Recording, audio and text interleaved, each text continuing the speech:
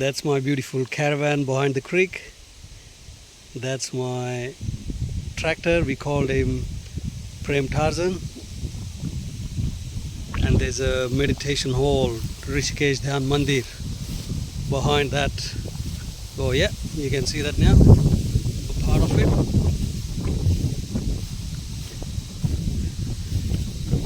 Yeah, now we can see it. And this is our guava plantation.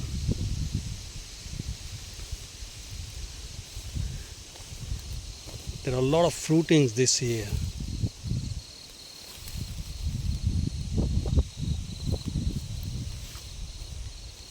I think we may get around 20-25 kilos per plant, and we have bought around hundreds of them.